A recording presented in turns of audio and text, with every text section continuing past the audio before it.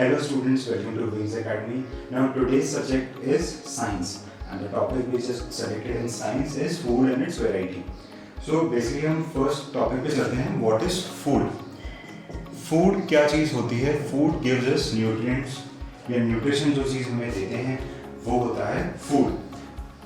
Food हमें energy भी provide करता है डे टू डे लाइफ के कामों को करने के लिए.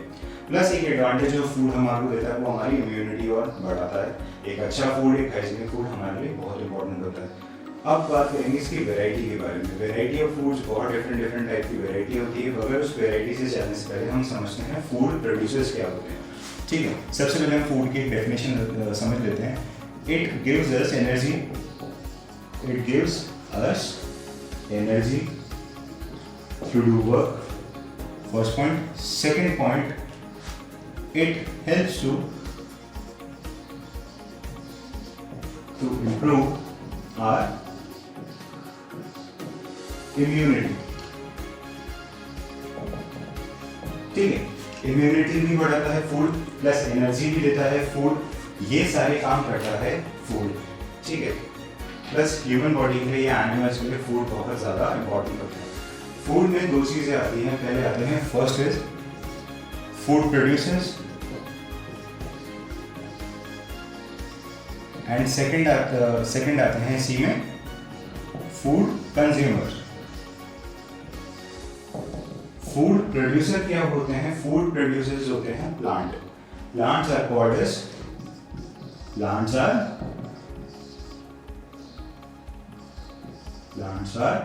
Food producers.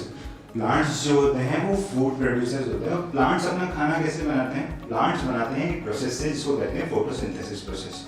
फोटोसिंथेसिस प्रोसेस के थ्रू प्लांट्स जो है वो अपना खाना जो है वो खुद बनाते हैं by consuming sunlight, water and air. इन सारी चीज़ों को कॉम्बिनेशन में वो करते हैं और इससे वो प्लांट्स जो है वो अपना फूड प्रिपेयर करते हैं. फिर आती बात कंज्यूमर की, फूड कंज्यूमर्स की. फूड कंज्यूमर्स वो होते हैं जो इस प्लांट से बने हुए फूड को कंज्यूम करते हैं. हम ह्यूमन बीइंग्स, हम एनिमल्स जो होते हैं, जितने एनिमल्स हैं, जितने लिविंग थिंग्स हैं, वो इस फूड को कंज्यूम करते हैं. इसी वजह से उनको फूड कंज्यूमर कहते हैं. तो food consumers are those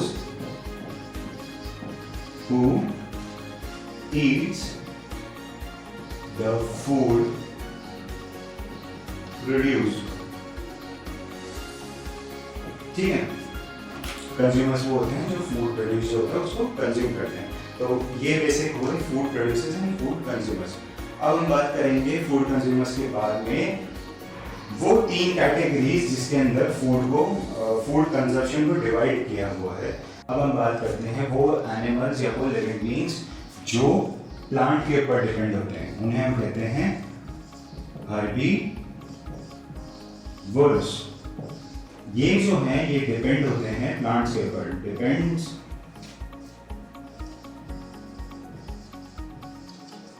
depends upon plants.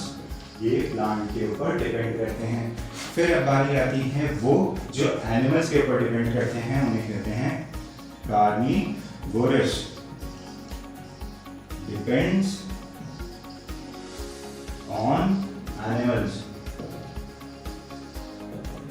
और थर्ड आता है ओमनीवोरस.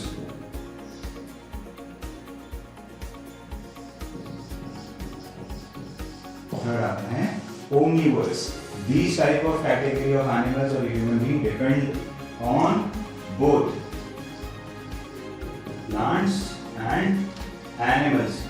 ठीक है, ये जो ओमनीवोरस होते हैं ये बोथ दोनों पे यानी प्लांट पे भी और एनिमल्स पे डिपेंड करते हैं. दोनों पे ये डिपेंड करते हैं. सबसे बेस्ट एग्जांपल होते हैं ओमनीवोरस के हम human being are the best example of omnivorous because they both depend on plants and animals. वो प्लांट भी कंज्यूम करते हैं एंड वो एनिमल्स को भी कंज्यूम करते हैं.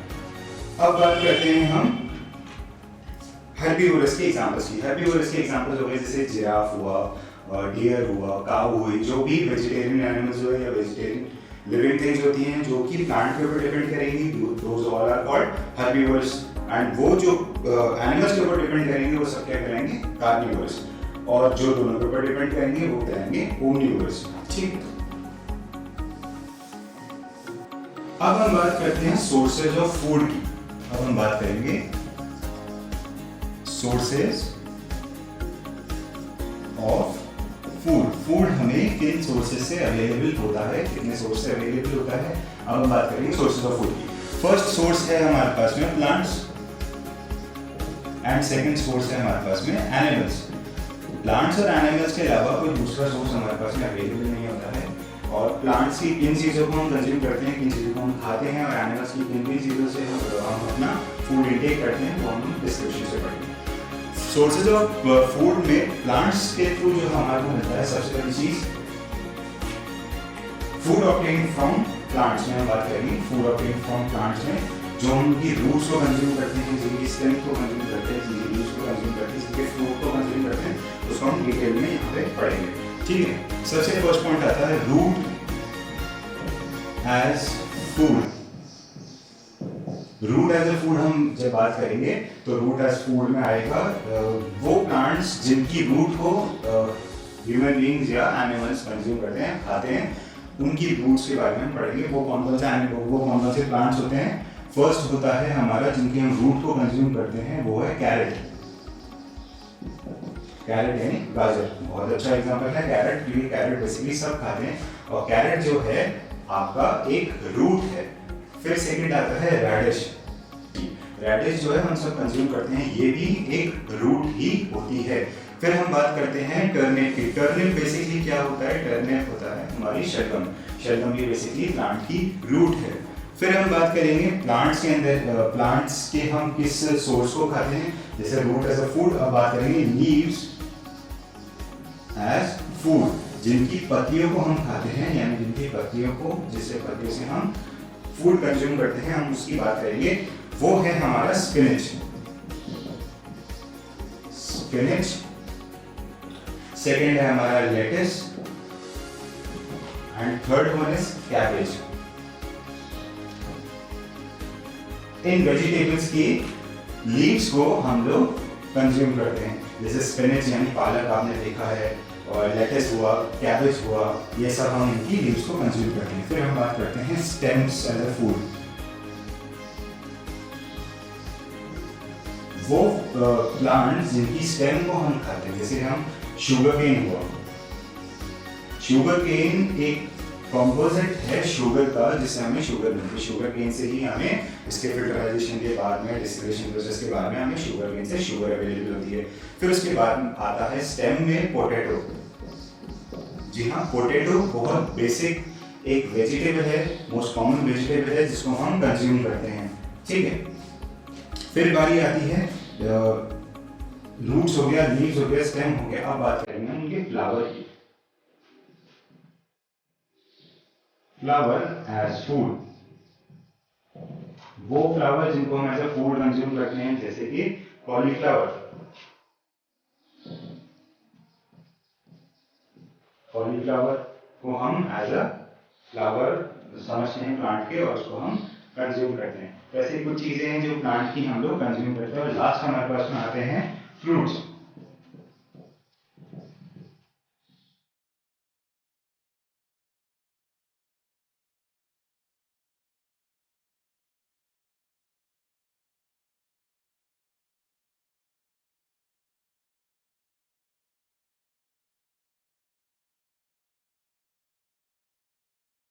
अब हम बात करेंगे फूड ऑब्टेन फ्रॉम एनिमल्स।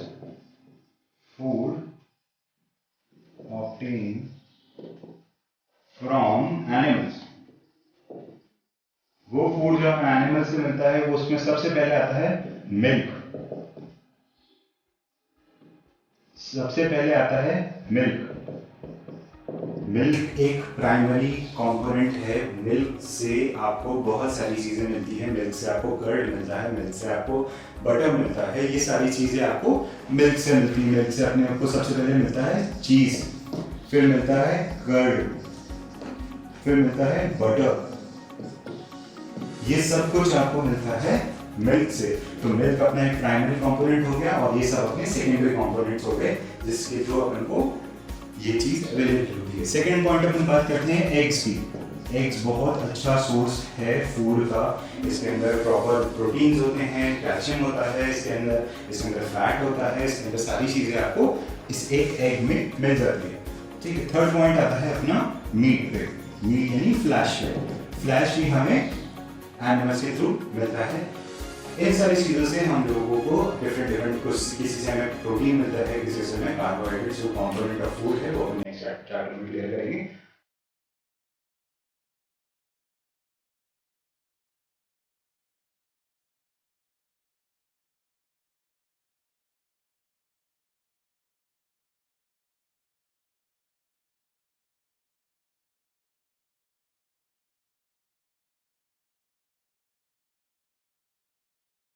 अब हम बात करेंगे रीजनल फूड की।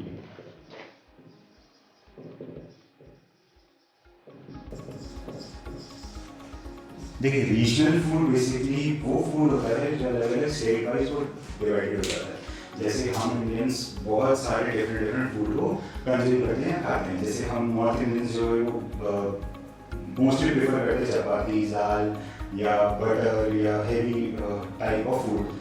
बट साउथ इंडियंस जो होते हैं वो राइस को ज़्यादा प्रेफर करते हैं, नॉर्थ इंडियंस व्हीट को ज़्यादा प्रेफर करते हैं, गुजराती जो होते हैं वो ढोकला और डिफरेंट चीज़ें को कंज्यूम करते हैं। तो इस तरीके से रीजनल फूड डिस्क्राइब होता है, जैसे कि आपके सामने स्क्रीन पर शो हो रहा है।